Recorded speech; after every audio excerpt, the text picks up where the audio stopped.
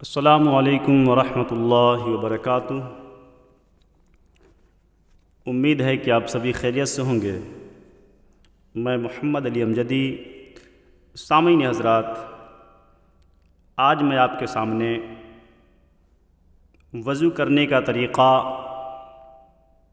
پیش کر رہا ہوں۔ سب سے پہلے ہم کعبۃ اللہ شریف کی طرف منہ کر کے اونچی جگہ پہ بیٹھ جائیں گے، یہ مستحب ہے۔ وضو کے لیے نیت کرنا سنت ہے۔ نیت دل کے ارادے کو کہتے ہیں۔ دل میں نیت ہوتے ہوئے زبان سے بھی کہہ لینا افضل ہے۔ لہٰذا زبان سے اس طرح نیت کیجیے کہ میں حکم الہی بجا لانے اور پاکی حاصل کرنے کے لیے وضو کر رہا ہوں۔ پھر اس کے بعد بسم اللہ کہہ لیجئے، یہ بھی سنت ہے۔ بسم اللہ والحمد للہ کہہ لیجئے کہ جب تک باوضو رہیں گے فرشتے نیکیاں لکھتے رہیں گے۔ اب دونوں ہاتھ 3 بار پہنچوں تک دھوئیں، نل بند کر کے۔ دونوں ہاتھوں کی انگلیوں کا خلال بھی کیجیے۔ کم از کم 3 بار دائیں بائیں اوپر نیچے کے دانتوں میں مسواک کیجیے اور ہر بار مسواک کو دھو لیجیے۔ حجت الاسلام امام محمد غزالی علیہ الرحمہ فرماتے ہیں کہ مسواک کرتے وقت نماز میں قرآن مجید کی قرأت اور ذکر اللہ کے لیے منہ پاک کرنے کی نیت کرنی چاہیے۔ اب سیدھے ہاتھ کے 3 چلو پانی سے ہر بار نل بند کر کے اس طرح 3 کلیاں کیجیے کہ ہر بار منہ کے ہر پرزے پر پانی بہہ جائے۔ اگر روزہ نہ ہو تو غرغرہ بھی کر لیجیے۔ پھر سیدھے ہی ہاتھ کے 3 چلو، اب ہر بار آدھا چلو پانی کافی ہے۔ ہر بار نل بند کر کے 3 بار ناک میں نرم گوشت تک پانی چڑھائیے، یعنی نرم ہڈی تک پانی چڑھائیے، اور اگر روزہ نہ ہو تو ناک کی جڑ تک پانی پہنچائیے۔ اب نل بند کر کے الٹے ہاتھ سے ناک صاف کر لیجیے اور چھوٹی انگلی ناک کے سوراخوں میں ڈالیے۔ 3 بار سارا چہرہ اس طرح دھوئیں کہ جہاں سے عادتاً سر کے بال اگنا شروع ہوتے ہیں وہاں سے لے کر ٹھوڑی کے نیچے تک، اور ایک کان کی لو سے دوسرے کان کی لو تک ہر جگہ پانی بہہ جائے۔ اگر داڑھی ہے اور احرام باندھے ہوئے نہیں ہیں تو نل بند کر کے اس طرح خلال کیجیے کہ انگلیوں کو گلے کی طرف سے داخل کر کے سامنے کی طرف نکالیے۔ پھر پہلے سیدھا ہاتھ انگلیوں کے سرے سے دھونا شروع کر کے کہنیوں سمیت 3 بار دھوئیے۔ اسی طرح پھر الٹا ہاتھ دھو لیجیے۔ دونوں ہاتھ آدھے بازو تک دھونا مستحب ہے۔ اکثر لوگ چلو میں پانی لے کر پہنچے سے 3 بار چھوڑ دیتے ہیں کہ کوہنی تک بہتا چلا جاتا ہے۔ اس طرح کرنے سے کوہنی اور کلائی کی کروٹوں پر پانی نہ پہنچنے کا اندیشہ ہے۔ لہٰذا بیان کردہ طریقے پر ہاتھ دھوئیے۔ اب چلو بھر کر کوہنی تک پانی بہانے کی حاجت نہیں، بلکہ بغیر اجازت صحیحہ ایسا کرنا یہ پانی کا اسراف ہے۔ اب نل بند کر کے، یعنی جب ہم مسح کے لیے مسح کرتے ہیں تو نل بند کر دیں، سر کا مسح کریں۔ اس طرح کریں کہ دونوں انگوٹھوں اور کلمے کی انگلیوں کو چھوڑ کر دونوں ہاتھ کی 3 انگلیوں کو سرے سے ایک دوسرے سے ملا لیجیے اور پیشانی کے بال یا کھال پر رکھ کر کھینچتے ہوئے گدی تک اس طرح لے جائیے کہ ہتھیلیاں سر سے جدا رہیں۔ پھر گدی سے ہتھیلیاں کھینچتے ہوئے پیشانی تک لے آئیے۔ کلمے کی انگلیاں اور انگوٹھے اس دوران سر پر بالکل مس نہیں ہونی چاہیے۔ پھر کلمے کی انگلیوں سے کانوں کی اندرونی سطح کا اور انگوٹھوں سے کانوں کی باہری سطح کا مسح کیجیے، اور چھنگلیاں یعنی چھوٹی انگلیاں کانوں کے سوراخوں میں داخل کیجیے اور انگلیوں کی پشت سے گردن کے پچھلے حصے کا مسح کیجیے۔ بعض لوگ گلے کا اور دھلے ہوئے ہاتھوں کی کہنیوں کا اور کلائیوں کا مسح کرتے ہیں، یہ سنت نہیں ہے۔ پرچار نہیں تو بیوپار نہیں۔ اگر آپ بھی اپنے بزنس میں 4 چاند لگانا چاہتے ہیں، دن دونی اور رات چوگنی ترقی کرنا چاہتے ہیں تو ابھی ہم سے سمپرک کیجئے۔ ہم اپنے یوٹیوب چینلوں پر آپ کا ایڈ دیں گے، ویڈیو ایڈ دیں گے، ڈسکرپشن میں لنک لگائیں گے، جس سے کہ لاکھوں ویورز آپ کے ایڈ کو یا آپ کی کمپنی کے پروڈکٹ کو جانے گا، اور آن لائن بھی آپ کی بہت سیل ہوگی۔ ڈائریکٹ آپ کا کانٹیکٹ نمبر دیں گے، ڈائریکٹ آپ کے پروڈکٹ کو ہائی لائٹ کریں گے ویڈیو ایڈ سے اینڈ آڈیو سے اینڈ ڈسکرپشن میں لنک لگا کے۔ ابھی اس نمبر پہ سمپرک کریں 9773377225۔ سر کا مسح کرنے سے قبل ٹوٹی کو اچھی طرح بند کرنے کی عادت بنا لیجئے۔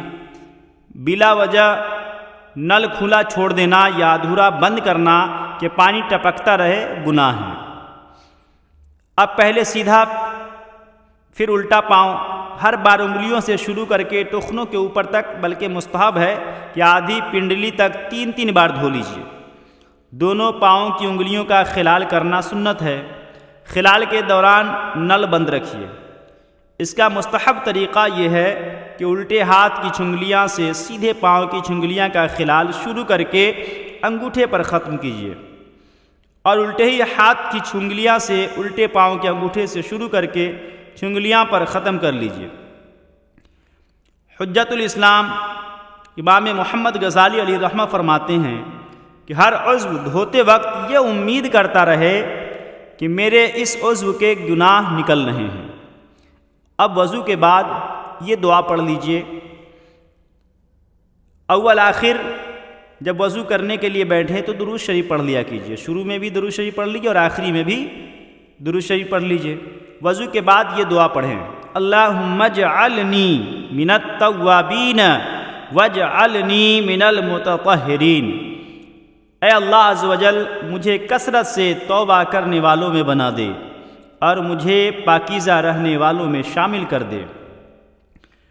حدیث پاک میں ہے کہ جس نے اچھی طرح وضو کیا اور کلمہ شہادت پڑھا، اس کے لیے جنت کے 8 دروازے کھول دیے جاتے ہیں، جس سے چاہے اندر داخل ہو۔ اب وضو کے بعد سورہ قدر پڑھنے کی فضائل ہیں۔ اگر ہو سکے تو آپ حدیث مبارک میں ہیں کہ جو وضو کے بعد 1 مرتبہ سورہ قدر پڑھے تو وہ صدیقین میں سے ہیں، اور جو 2 مرتبہ پڑھیں وہ شہداء میں شمار کیا جائے گا، اور جو 3 مرتبہ پڑھے گا تو اللہ تعالی میدان محشر میں اسے اپنے انبیاء کے ساتھ رکھے گا۔ ماشاءاللہ کتنے خوش نصیب ہیں وہ لوگ جو وضو کے بعد سورہ قدر یعنی انا انزلناہ فی لیلۃ القدر وما ادراک ما لیلۃ القدر والی سورت کو پڑھ لیتے ہیں۔ ان کا حشر میدان محشر میں انبیاء کے ساتھ ہوگا۔ جو وضو کے بعد آسمان کی طرف دیکھ کر سورہ انا انزلناہ پڑھ لیا کرے تو انشاءاللہ اس کی نظر کبھی بھی کمزور نہ ہوگی۔ آنکھوں میں اگر کوئی پریشانی ہے، آپ کو دقت محسوس ہو رہی تو وضو کرنے کے بعد سورہ انا انزلناہ پڑھ لیا کیجیے۔ وضو میں 4 فرائض ہیں۔ نمبر 1 چہرہ دھونا، نمبر 2 کہنیوں سمیت دونوں ہاتھ دھونا، نمبر 3 چوتھائی سر کا مسح کرنا، نمبر 4 ٹخنوں سمیت دونوں پاؤں دھونا۔ یہ 4 چیزیں فرض ہیں۔ باقی 3 مرتبہ کلی کرنا، 3 مرتبہ ناک میں پانی ڈالنا، یہ سب سنت ہیں۔ وضو کا طریقہ میں بعض سنتوں اور مستحبات کا بیان ہو چکا ہے، اس کی مزید وضاحت ملاحظہ فرما لیجئے۔ نمبر 1 نیت کرنا، نمبر 2 بسم اللہ الرحمن الرحیم پڑھنا، یہ سنتیں ہیں۔ وضو میں کل 14 سنتیں ہیں۔ نمبر 1 نیت کرنا، نمبر 2 بسم اللہ پڑھنا۔ اگر وضو سے قبل بسم اللہ والحمدللہ کہہ لیں تو جب تک باوضو رہیں گے فرشتے نیکیاں لکھتے رہتے ہیں۔ نمبر 3 دونوں ہاتھ پہنچوں تک 3 بار دھونا۔ نمبر 4 3 بار مسواک کرنا۔ نمبر 5 3 چلو سے 3 بار کلی کرنا۔ نمبر 6 روزہ نہ ہو تو غرغرہ کرنا۔ نمبر 7 3 چلو سے 3 بار ناک میں پانی چڑھانا۔ نمبر 8 داڑھی ہو تو احرام میں نہ ہونے کی صورت میں اس کا خلال کرنا۔ نمبر 9 اور 10 ہاتھ اور پاؤں کی انگلیوں کا خلال کرنا۔ نمبر 11 پورے سر کا ایک ہی بار مسح کرنا۔ نمبر 12 کانوں کا مسح کرنا۔ نمبر 13 فرائض میں ترتیب قائم رکھنا، یعنی فرض اعضاء میں پہلے منہ، پھر ہاتھ کہنیوں سمیت دھونا، پھر سر کا مسح کرنا اور پھر پاؤں دھونا۔ نمبر 14 پے در پہ وضو کرنا، یعنی ایک عضو سوکھنے نہ پائے کہ دوسرا عضو دھو لینا۔ یہ 14 سنتیں ہیں، 4 فرائض ہیں۔ اب وضو میں 29 مستحبات ہیں۔ نمبر 1 قبلہ رو، یعنی جب ہم وضو کریں تو قبلہ رو ہو کر کے۔ نمبر 2 اونچی جگہ بیٹھ کر کے وضو کریں۔ نمبر 3 بیٹھ کر کے وضو کریں۔ نمبر 4 پانی بہاتے وقت اعضاء پر ہاتھ پھیریں گے۔ نمبر 5 اطمینان سے وضو کریں گے۔ نمبر 6 اعضائے وضو پر پہلے پانی چپڑنا، خصوصاً سردیوں میں۔ نمبر 7 وضو کرنے میں بغیر ضرورت کسی سے مدد نہ لینا۔ نمبر 8 سیدھے ہاتھ سے کلی کرنا۔ نمبر 9 سیدھے ہاتھ سے ناک میں پانی چڑھانا۔ نمبر 10 الٹے ہاتھ سے ناک صاف کرنا۔ نمبر 11 الٹے ہاتھ کی چھنگلیاں ناک میں ڈالنا۔ نمبر 12 انگلیوں کی پشت سے گردن کی پشت کا مسح کرنا۔ نمبر 13 کانوں کا مسح کرتے وقت بھیگی ہوئی چھنگلیاں کانوں کے سوراخوں میں داخل کرنا۔ نمبر 14 انگوٹھی کو حرکت دینا جبکہ ڈھیلی ہو اور یہ یقین ہو کہ اس کے نیچے پانی بہہ گیا ہے۔ اگر سخت ہو تو حرکت دے کر انگوٹھی کے نیچے پانی بہانا فرض ہے۔ نمبر 15 معذور شرعی نہ ہو تو نماز کا وقت شروع ہونے سے پہلے ہی وضو کر لینا۔ نمبر 16 جو کامل طور پر وضو کرتا ہے، یعنی جس جگہ کی کوئی جگہ پانی بہنے سے نہ رہ جاتی ہو تو اس کا کون یعنی ناک کی طرف، آنکھوں کے کونے، ٹخنوں، ایڑیوں، تلووں، کونچوں، ایڑیوں کے اوپر موٹے پٹھے، گھائیوں، انگلیوں کے درمیان والی جگہ اور کہنیوں کا خصوصیت کے ساتھ خیال رکھنا۔ اور بے خیالی کرنے والوں کے لیے تو فرض ہے کہ ان جگہوں کا خاص خیال رکھے کہ اکثر دیکھا گیا ہے کہ یہ جگہیں خشک رہ جاتی ہیں اور یہ بے خیالی ہی کا نتیجہ ہے۔ ایسی بے خیالی حرام ہے اور خیال رکھنا فرض ہے۔ نمبر 17 وضو کا لوٹا الٹی طرف رکھیے۔ اگر تشت یا پتیلی وغیرہ سے وضو کریں تو سیدھی جانب رکھیے۔ نمبر 18 چہرہ دھوتے وقت پیشانی پر اس طرح پھیلا کر پانی ڈالنا کہ اوپر کا کچھ حصہ بھی دھل جائے۔ نمبر 19 اور 20 چہرے اور ہاتھ پاؤں کی روشنی وسیع کرنا، یعنی جتنی جگہ پانی بہانا فرض ہے اس کے اطراف میں کچھ بڑھانا، مثلاً ہاتھ کوہنی سے اوپر آدھے بازو تک اور پاؤں ٹخنوں سے اوپر آدھی پنڈلی تک دھونا۔ نمبر 21 دونوں ہاتھوں سے منہ دھونا۔ نمبر 22 ہاتھ پاؤں دھونے میں انگلیوں سے شروع کرنا۔ نمبر 23 ہر عضو دھونے کے بعد اس پر ہاتھ پھیر کر بوندیں ٹپکا دینا تاکہ بدن یا کپڑے پر نہ ٹپکے، خصوصاً جب کہ مسجد میں جانا ہو کہ فرش مسجد پر وضو کے پانی کے قطرے گرانا مکروہ تحریمی ہے۔ کافی تعداد میں لوگ پائے جاتے ہیں کہ مسجد میں وضو کرنے کے بعد صف کے اوپر کھڑے ہو کر کے پانی کے قطرے ٹپکاتے ہیں، تو یہ مکروہ تحریمی ہے۔ ایسی عادتوں سے بچنے کی کوشش کریں۔ ہر عضو کو دھوتے وقت اور مسح کرتے وقت نیت وضو کا حاضر رہنا۔ ابتدا میں بسم اللہ کے ساتھ درود شریف اور کلمہ شہادت پڑھ لینا۔ اعضائے وضو بلا ضرورت نہ پوچھے، اگر پوچھنا ہو تب بھی بلا ضرورت بالکل خشک نہ کریں، کچھ تری باقی رکھے کہ بروز قیامت نیکیوں کے پلڑے میں رکھی جائے گی۔ وضو کے بعد ہاتھ نہ جھٹکے کہ شیطان کا پنکھا ہے۔ بعد وضو میانی یا پاجامہ کا وہ حصہ جو پیشاب گاہ کے قریب ہوتا ہے اس پر پانی چھڑکنا۔ پانی چھڑکتے وقت میانی کے کرتے کے دامن میں چھپائے رکھنا مناسب ہے، نیز وضو کرتے وقت بھی، بلکہ ہر وقت میانی کو کرتے کے دامن یا چادر وغیرہ کے ذریعے چھپائے رکھنا حیا کے قریب ہے۔ اگر مکروہ وقت نہ ہو تو 2 رکعت نفل ادا کرنا، جسے تحیۃ الوضو کہتے ہیں۔ وضو کرنے کے بعد اگر آپ کے پاس وقت ہیں تو کوشش کریں کہ 2 رکعت نفل تحیۃ الوضو پڑھ لیا کریں۔ باوضو رہنا ثواب ہیں۔ اب اس میں 15 مکروہات ہیں، ان چیزوں سے ہمیں بچنا چاہیے۔ جب وضو کریں تو ان چیزوں کا خاص خیال رکھیں۔ نمبر 1، وضو کے لیے ناپاک جگہ پر بیٹھنا، یعنی ہم جہاں بیٹھے وہ جگہ ناپاک نہ ہو۔ نمبر 2، ناپاک جگہ وضو کا پانی گرانا بھی منع ہے، مکروہ ہے۔ نمبر 3، اعضائے وضو سے لوٹے وغیرہ میں قطرے ٹپکانا، منہ دھوتے وقت بھرے ہوئے چلو میں عموماً چہرے سے پانی کے قطرے گرتے ہیں، اس کا خیال رکھیں۔ نمبر 4، قبلہ کی طرف تھوک یا بلغم ڈالنا یا کلی کرنا۔ نمبر 5، زیادہ پانی خرچ کرنا۔ حضرت صدر الشریعہ علامہ مولانا مفتی امجد علی صاحب علیہ رحمہ فرماتے ہیں کہ ناک میں پانی ڈالتے وقت آدھا چلو پانی کافی ہے تو اب پورا چلو پانی اسراف ہے۔ اتنا کم پانی خرچ کرنا کہ سنت ادا نہ ہو۔ بہرحال ٹوٹی نہ تو اتنی زیادہ کھولیں کہ پانی حاجت سے زیادہ گرے، نہ اتنی کم کھولیں کہ سنت بھی ادا نہ ہو، بلکہ متوسط یعنی درمیانی حصہ ہو۔ اس کے بعد منہ پر پانی مارنا، منہ پر پانی ڈالتے وقت پھونکنا، ایک ہاتھ سے منہ دھونا کہ روافظ اور ہندوؤں کا شعار ہے۔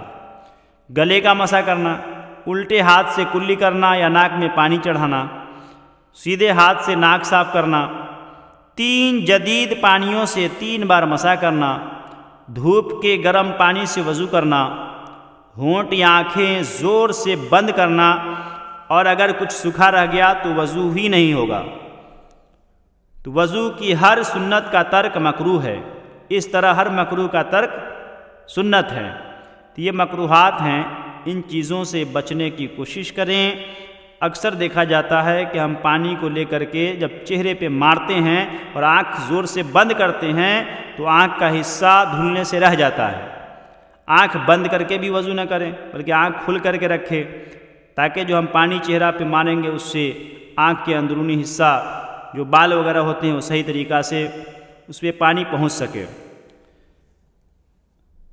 میرے آقا اعلیٰ حضرت امام اہل سنت مجدد دین و ملت حامی سنت ماہی بدعت عالم شریعت پیر طریقت باعث خیر و برکت حضرت علامہ مولانا الحاج الشاہ امام محمد رضا خان علیہ رحمہ فرماتے ہیں کہ پانوں کے کثرت سے عادی، خصوصاً جب کہ دانتوں میں فضا گیپ ہو، تجربہ سے جانتے ہیں کہ چھالیا کے باریک ریزے اور پان کے بہت چھوٹے چھوٹے ٹکڑے اس طرح منہ کے اطراف و اکناف میں جاگیر ہوتے ہیں۔ یعنی پان کھانے والے دھیان رکھیں ان باتوں کا، جو لوگ پان کھاتے ہیں، یعنی منہ کے کونوں اور دانتوں کے کھانچوں میں گھس جاتے ہیں کہ 3 بلکہ کبھی کبھی 10-12 کلیاں بھی ان کے تصفیہ تام یعنی مکمل صفائی کو کافی نہیں ہوتی۔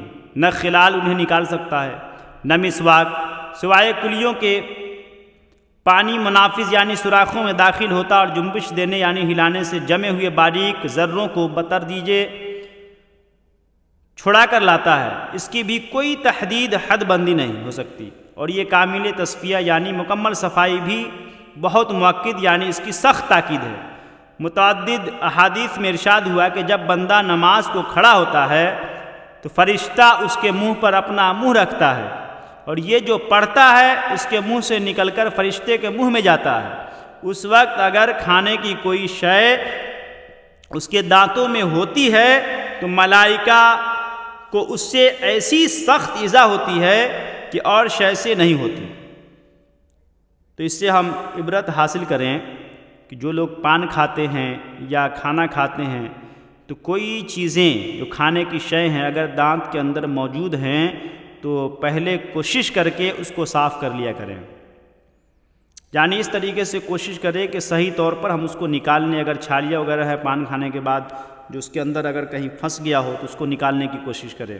اسی طریقے سے کھانے کا کوئی بھی شے اگر دانت کے اندر موجود ہے تو اس کو صحیح سے صاف کر لے، نہ تو سب سے زیادہ سے تکلیف ہوتی ہے فرشتے کو۔ حضور اکرم نور مجسم شاہ بنی آدم رسول محتشم صلی اللہ علیہ وسلم نے فرمایا، جب تم میں سے کوئی رات کو نماز کے لیے کھڑا ہو تو چاہیے کہ مسواک کر لیں، کیونکہ جب وہ اپنی نماز میں قرات کرتا ہے تو فرشتہ اپنا منہ اس کے منہ پر رکھ لیتا ہے، اور جو چیز اس کے منہ سے نکلتی ہے وہ فرشتہ کے منہ میں داخل ہو جاتی ہے۔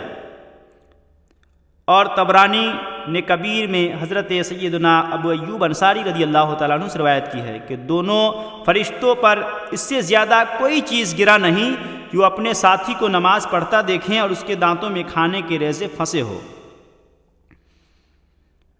تصوف کا عظیم مدنی نسخہ سماعت کریں۔ حجت الاسلام امام محمد غزالی علیہ رحمہ فرماتے ہیں کہ وضو سے فراغت کے بعد جب آپ نماز کی طرف متوجہ ہوں تو اس وقت یہ تصور کیجئے کہ جن ظاہری اعضاء پر لوگوں کی نظر پڑتی ہے وہ تو بظاہر طاہر یعنی پاک ہو چکے، مگر دل کو پاک کیے بغیر بارگاہ الہی میں مناجات کرنا حیا کے خلاف ہے، کیونکہ اللہ تعالی دلوں کو بھی دیکھنے والا ہے۔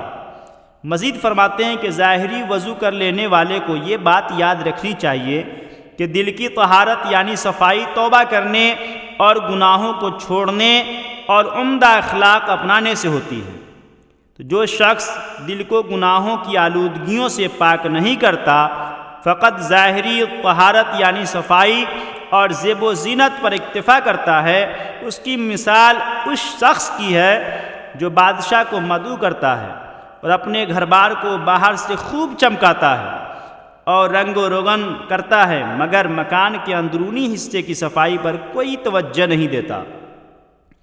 چنانچہ جب بادشاہ اس کے مکان کے اندر آ کر گندگیاں دیکھے گا تو وہ ناراض ہوگا یا راضی؟ اب یہ مسئلہ بھی سماعت کریں کہ نمبر 1، خون، پیپ یا زرد پانی کہیں سے نکل کر بہا اور اس کے بہنے میں ایسی جگہ پہنچنے کی صلاحیت تھی جس جگہ وضو کا یا غسل میں دھونا فرض ہے، تو وضو ٹوٹ جائے گا ہمارا۔ نمبر 2، خون اگر چمکایا، ابھرا اور بہا نہیں، جیسے سوئی کی نوک یا چاقو کا کنارہ لگ جاتا ہے اور خون ابھر کر یا چمک جاتا ہے، یا خلال کیا یا مسواک کیا، انگلی سے دانت مانجھے یا دانت مانجنے سے کوئی چیز مثلاً سیب وغیرہ کاٹا، اس پر خون کا اثر ظاہر ہوا، یا ناک میں انگلی ڈالی، اس پر خون کی سرخی آ گئی مگر وہ خون بہنے کے قابل نہ تھا، تو وضو نہیں ٹوٹے گا۔ نمبر 3، اگر بہا مگر بہہ کر ایسی جگہ نہیں آیا جس کا غسل یا وضو میں دھونا فرض ہو، مثلاً آنکھ میں دانہ تھا اور ٹوٹ کر اندر ہی پھیل گیا، باہر نہیں نکلا، یا پیپ یا خون کان کے سوراخوں کے اندر ہی رہا، باہر نہ نکلا، تو ان صورتوں میں وضو نہ ٹوٹا۔ زخم بے شک بڑا ہے، رطوبت چمک رہی ہے، مگر جب تک بہے گی نہیں وضو نہیں ٹوٹے گا۔ زخم کا خون بار بار پوچھتے رہے کہ بہنے کی نوبت نہ آئی تو غور کر لیجئے، اگر اتنا خون پوچھ لیا ہے کہ اگر نہ پوچھتے تو بہہ جاتا تو وضو ٹوٹ گیا، نہیں تو نہیں۔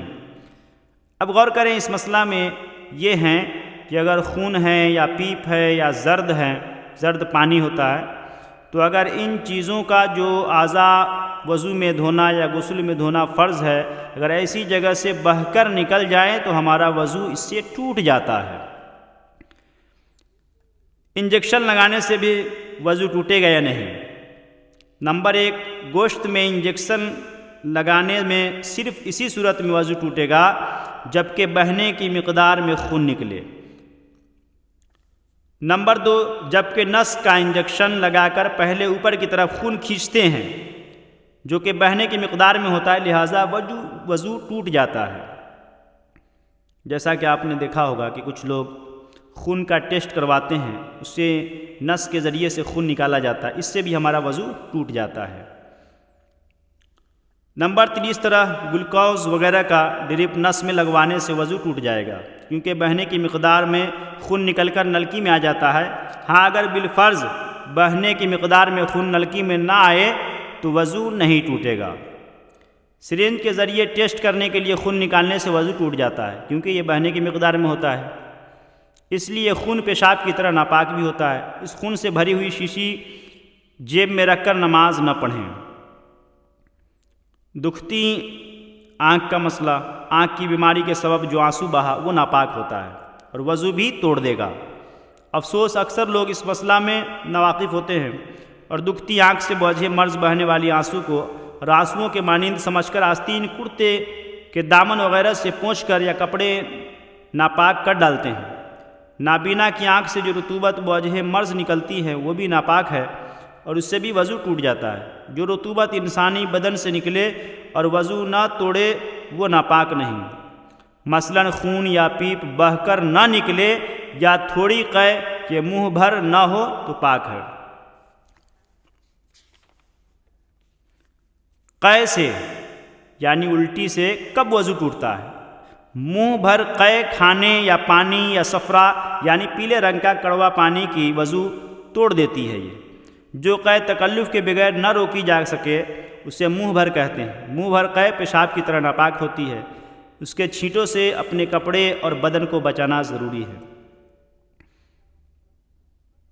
عوام میں جو مشہور ہے کہ گھٹنا یا سطر کھلنے یا اپنا یا پرایا سطر دیکھنے سے وضو ٹوٹ جاتا ہے، یہ بالکل غلط ہے۔ ہاں، وضو کے آداب سے ہے کہ ناف سے لے کر دونوں گھٹنوں سمیت سب سطر چھپا ہوا ہو، بلکہ استنجا کے بعد فوراً ہی چھپا لینا چاہیے کہ بغیر ضرورت سطر کھلا رکھنا منع ہے اور دوسروں کے سامنے سطر کھولنا حرام ہے، لیکن اس سے ہمارا وضو نہیں ٹوٹتا۔ رکوع سجود والی نماز میں اگر بالغ شخص ہے، قہقہا لگا دیا یعنی اتنی آواز سے ہنسا کہ آس پاس والوں نے سنا تو وضو بھی گیا اور نماز بھی گئی۔ اگر اتنی آواز سے ہنسا کہ صرف خود سنا تو نماز گئی، وضو باقی ہے۔ مسکرانے سے نماز جائے گی نہ کہ وضو۔ مسکرانے میں آواز بالکل نہیں ہوتی، صرف دانت ظاہر ہوتے۔ بالغ نے نماز جنازہ میں قہقہا لگایا تو نماز ٹوٹ گئی، وضو باقی ہے۔ نماز کے علاوہ قہقہا لگانے سے وضو نہیں جاتا، مگر دوبارہ کر لینا مستحب ہے۔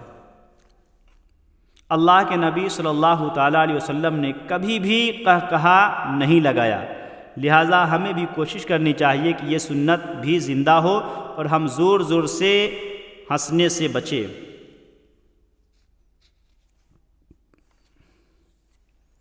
غسل کا وضو کافی ہے؟ کچھ لوگ غسل کرتے ہیں تو کیا غسل کرنے کے بعد الگ سے وضو کرنے کی ضرورت ہے نماز کے لیے، یا صرف غسل سے ہی ہم نماز پڑھ سکتے ہیں؟ غسل کے لیے جو وضو کیا تھا وہی کافی ہے، خواہ برہنہ نہائیں۔ اب غسل کے بعد دوبارہ وضو کرنا ضروری نہیں، بلکہ اگر وضو نہ بھی کیا ہو تو غسل کرنے سے اعضائے وضو بھی دھل جاتا ہے، اعضائے وضو پر پانی بہہ جاتا ہے، لہٰذا وضو بھی ہو گیا۔ کپڑے تبدیل کرنے سے بھی وضو نہیں جاتا۔ دودھ پیتے بچے کا پیشاب اور قے، ایک دن کے دودھ پیتے بچے کا پیشاب بھی اسی طرح ناپاک ہے جس طرح عام لوگوں کا۔ دودھ پیتے بچے نے دودھ ڈال دیا اور وہ منہ بھر ہے تو یہ بھی پیشاب ہی کی طرح ناپاک ہے۔ ہاں، اگر یہ دودھ معدہ تک نہیں پہنچا، صرف سینے تک پہنچ کر پلٹ آیا تو پاک ہے۔